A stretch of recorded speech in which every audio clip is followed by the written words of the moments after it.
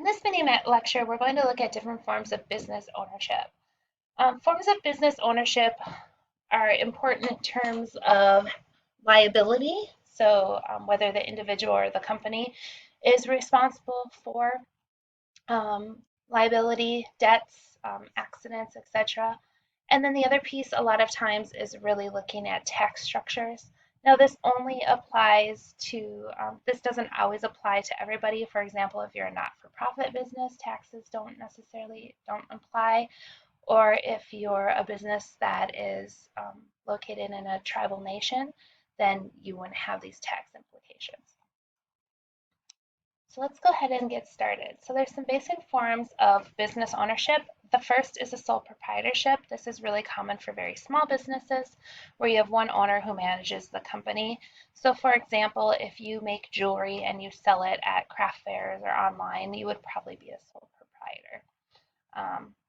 A partnership is really similar except you have two owners. So let's say that you own a photography business and there you have two individuals who take pictures together, then you would create some sort of a partnership where both partners take an active role in the business and both are responsible for the liability of claims against the business. The next level or the next one we'll talk about is a corporation. And the advantage of a corporation is that it's actually the business is considered its own separate entity, so the owners are not responsible for the liability or debts or those, and then the taxes are also quite a bit different. And where this comes into play, and you've probably heard in the news where a business goes bankrupt and the individual who owns the business is not liable for all their debts, and that's because it was a corporation and it's considered to be its own entity. And then the one that's kind of a hybrid of the two is a limited liability. It's kind of like a sole proprietorship, except for there's some liability coverage. That's the best way I can describe it. So let's first look at sole proprietors. The advantages of a sole proprietor is that it's really easy to form. You don't really even have to do much at all. There's control, you're the owner, you get to keep all the profits. If there's taxes, there can be potential tax advantages, but we're not going to get too much into that. The disadvantages is that the big one is liability and then the limited financial resources.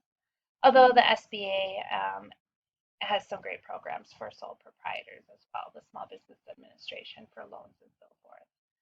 All right. Like I said, a partnership is kind of like a sole proprietor, except for you have multiple owners. And so you have this partnership agreement that says who's going to contribute what financially, what are the duties and responsibilities, how do we share profits or losses, because sometimes, a lot of times when you're starting a business, you might have losses in the first 4 years. How to settle disagreements and what to do if one partner withdraws or there's unfortunately a death or so. So the advantages is that you have more additional financial resources.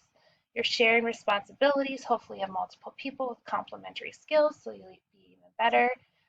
They're really pretty easy to form. Again, the big disadvantages is that liability piece.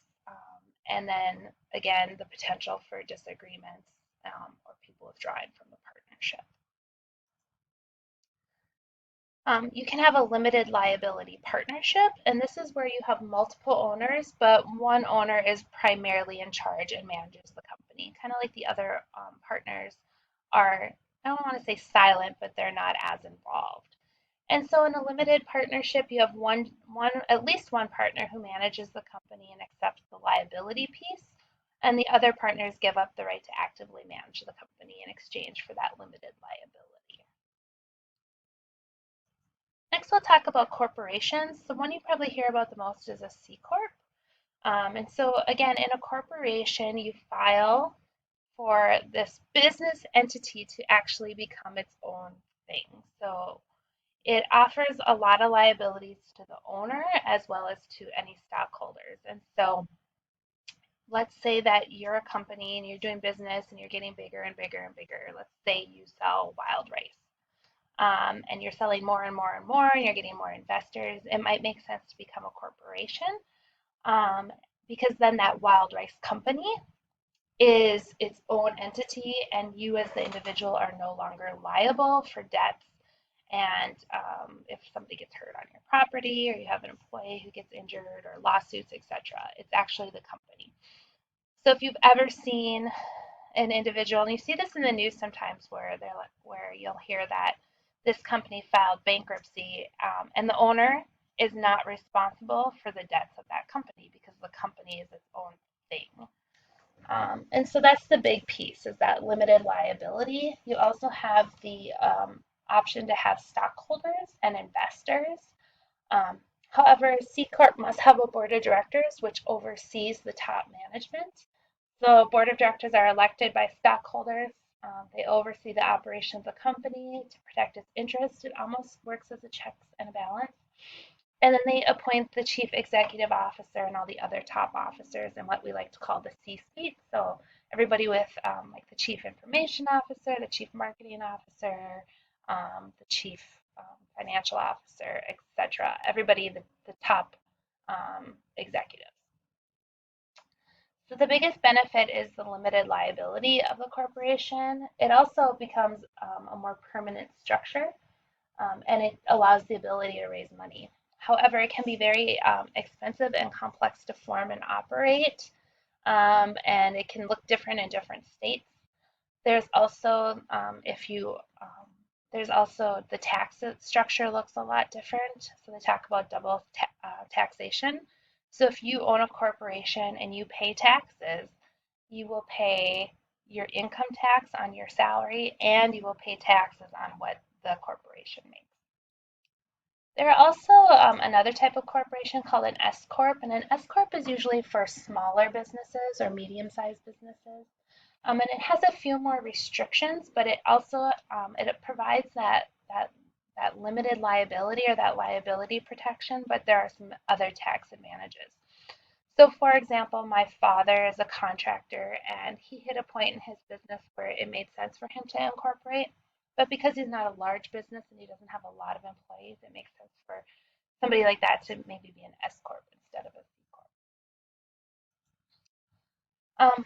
Sometimes corporations also choose to restructure. So we talk about acquisitions, mergers, and divestitures. So an acquisition is when one firm buys another. A merger is when two businesses combine and they create a new business or a new organization. And then a divestiture is when you get rid of either a part of the business or all of it. So, for an example of a divestiture, which we'll start with, a few years back, Sears Sears, the department store, was not doing well. And so they were trying to raise capital, raise money, or to try to get out of debt. And so they sold their brand Craftsman Tools, I'm sure you've heard of it, to another company in hopes to save the business. Well, that wasn't enough. And so eventually the company just ended up closing and selling off other assets. Here's an example of what an acquisition looks like. So, for example, in the past few years, Amazon, the online retailer, acquired Whole Foods. So Whole Foods still has its own brand and so forth, but now they're owned by Amazon. Microsoft acquired LinkedIn. Again, LinkedIn is still LinkedIn, but now Microsoft owns it. Here's an example of a merger where you have industry A and industry B, and they create industry C, or I like to say business. So probably 15 years ago, maybe even more, FedEx, the delivery company, bought the printing company Kinko's. And for a while, they were called FedEx Kinko's. And now their new brand is FedEx Office. And so they are a shipping and a printing company. And so you can see how they merged. So they're a third entity now. We're also going to look at LLCs. So my spouse owns two businesses, and so we created an LLC just to have a little bit of that liability coverage. And so it's really relatively easy to create an LLC. You hire a lawyer and they create a document, and you pay fees in the state where you do business. And I have to renew it every year, but it's relatively easy. I don't have to pay anything. I just have to click a box and say, yes, we're still on LLC with the Secretary of State. And so they're not a partnership or a corporation. but they do have some of that liability protection. The taxes are pretty similar to a sole proprietorship or partnership. Um, and again, it's pretty simple to form relatively, although you do need help from some legal assistance to do it. We can also talk about franchises. So if you think of like McDonald's or Subway or Anytime Fitness, those are all franchises. And so you have a franchisor, and they allow a franchisee to use its name, its trademark, its logos, its products, and its business methods. And that's actually a key part is that you get to use its business methods. So for example, Subway, we all know about Subway. So somebody created a sandwich shop called Subway, and it got really popular. And instead of them opening up all these Subways on their own, they say, I'm going to sell franchises. And so somebody comes in and they pay a franchising fee, and then Subway says, here's all our methods for making bread, for making sandwiches, for operating a business. Literally, you just follow this and you'll be fine. And here's our logo, and we'll send you all the marketing materials. And all you have to do is run the business like we tell you to do it. But you need to pay me a fee for that. And so that is another way to own a business.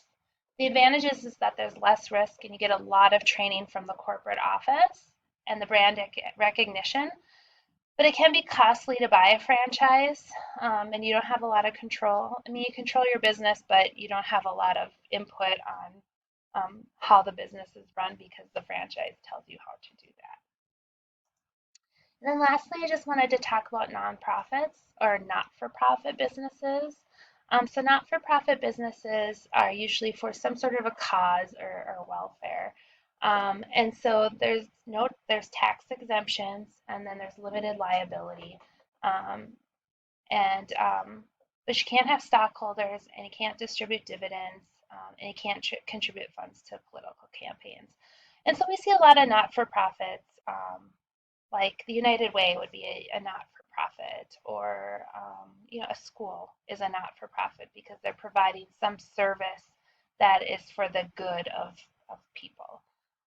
So, well, that's just a little overview on different forms of business ownership.